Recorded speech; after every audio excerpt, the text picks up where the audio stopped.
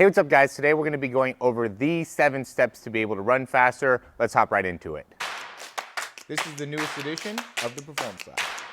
Reach your individual goals. You don't want to just talk about straight line speed. We also want to talk about your ability to be quick. We break down your video. Let's make you into the quarterback I know you can become. Okay, so when going over these, I really wanted to start from the beginning, and if I was just going to be at a very foundational beginning level with an athlete, where would I start and what would I want to be able to do and progressing to be able to improve their speed? The first thing that I would do is just get a basic understanding of their gait. I think this is really important to get a clear understanding of what it is that the individual needs to be able to work on. Now, for a lot more of the advanced athletes that I'm typically working with, we don't have to start at a very foundational walking level, but I would say that you want to be able to, especially for somebody that's very early on within their development, you want to start at even the walking level just to see what are some of the things that they do effectively and ineffectively. How is their landing pattern? How do they toe off? What is their swing phase like? We talk a lot about the different things that are impacting people when they are sprinting, and a lot of that can actually be identified in their normal walking gait. You can see the top sprinters' gaits and how they walk and how that very much correlates to what it is that they're doing in terms of track or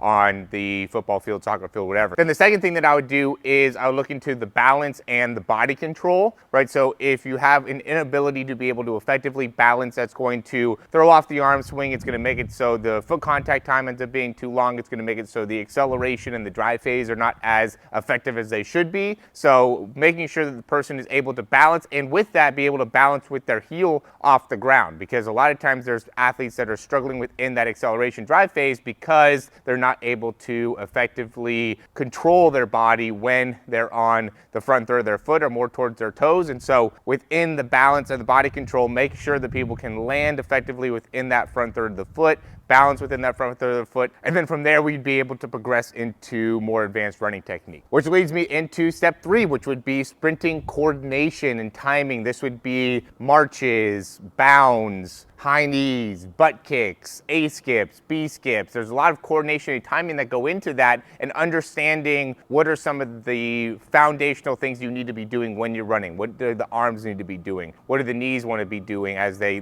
come through, the knee height, the foot strike, and being able to better understand that. So now that we've established some key areas that need to get better within the gait, or have a good understanding of what their gait is and what are some of the problems we're going to need to address, and then also took a look at their balance and body control, now we can start getting into the sprinting coordination and helping to better understand where within that coordination and within that timing can we isolate, start to improve, and with that be able to improve their sprinting. Then number 4 would be effective ranges of motion. Now, as we start to get into the sprinting coordination, the sprinting timing, a lot of times we can start to identify where there may be some range of motion issues, especially active range of motion issues. It's one thing when it comes to when you are just doing like static stretching or in a more controlled environment, trying to touch your toes or do really basic type of movements. There's a certain type of range of motion we're going to see, but now active range of motion when sprinting, there's times where people can start to tighten up within certain areas of their body, their lower back, their shoulders,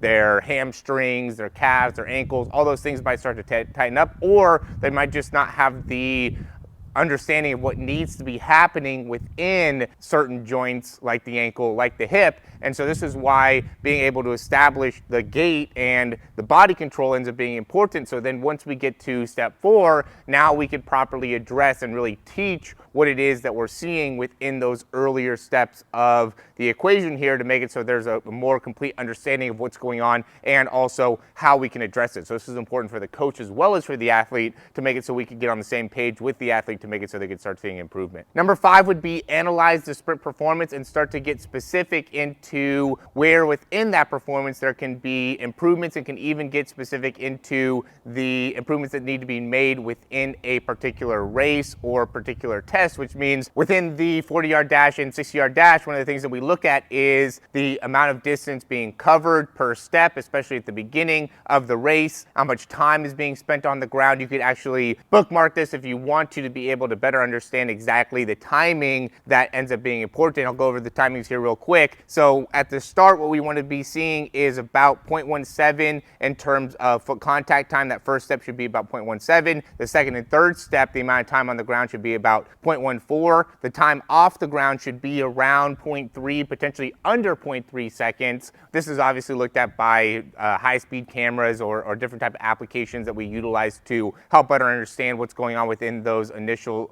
steps. When we get to top speed, what we want to be seeing is under 0.1 foot contact time. This is for most people. Some people are going to be right at 0.1. If you get to that point, that's not bad. And then with the time spent off the ground or that leg cycle, we should be seeing about 0.33 to 0.36, depending on the height. The taller you are, the higher it's going to be. So Usain Bolt was in like that 0.35, 0.36 area, where somebody like Tyson Gay, who was like 5'10", he was at about 0.3 on the dot in terms of his leg cycle and how fast his legs were moving. So I usually say around 0.33, 0.34. If you see that you are really high with that amount of time, now that gives you a clear understanding of how you can get better. That's why looking in and analyzing this is important. Again, another thing that you want to be able to do is when you're starting, at least for like the 40-yard dash, the first 4 steps want to cover about 5 yards. The first 7 steps want to be covering about 10 yards. Again, you want to be able to really analyze this and start to understand where there could be potential problems. So that's why I say this is the next part of it, because number 6, which in this actually ends up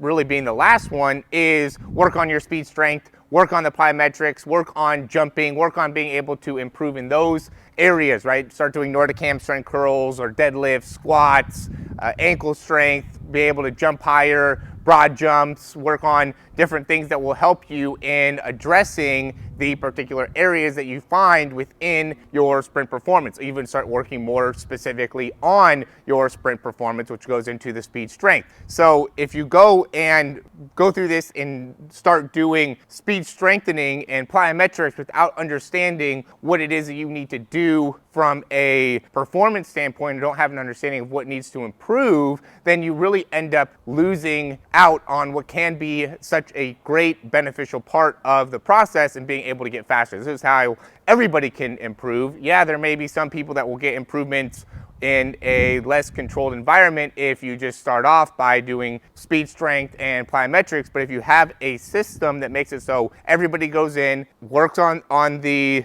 basics of their gait, their balance, their range of motion, being able to have the body control and the timing necessary for sprinting, you start to analyze what it is within their sprints that they can get better at, then put strength and plyometrics and power development on top of what should be a much better foundation, a much more functional athlete, you're going to see consistent results, which is really what we want to be able to see within our training program, is not one-off results or results sometimes and other times not as good results. We want to see results every single time, and this is the way to do that. Number 7 is going to be to retest and start from the beginning. So once you start to see improvements, right, and hopefully you do start to see improvements if you follow this step by step, then you want to be able to retest. Take another look at the gait, take another look at the balance, the body control, look at how well they go through the timing of their sprint drills, and is there coordination within the sprint drills that can get better? Where within their sprint performance can they get better? Then add the strength and the plyometrics on top of those particular issues, and then continue to retest. And that's how you're going to be able to not only see results from a beginner level, but also the most advanced and high level sprinters as well. So as always, guys, thanks for watching. I hope you enjoyed this information. If you did, click that thumbs up down below, subscribe to the channel. If you have any questions, comments, or recommendations, leave those down below. We have a ton of options for athletes trying to get faster in the description down below. You guys can check that out if you want to get a little bit more understanding of what it is that we do, how we can help you in running faster. Again, whether that's for the 40, the 60, just trying to help yourself improve like your 100 meter, 200 meter. We do a lot of online speed training. So if that ends up being the thing for you, that'd be great. Send over video for us to be able to analyze it. We get you set up with a customized individual program that makes it so you can have the drills, the exercises, everything necessary for you to be able to succeed as a sprinter. So check that out. We have that in the description down below. Again, thanks for watching. We'll talk to you soon.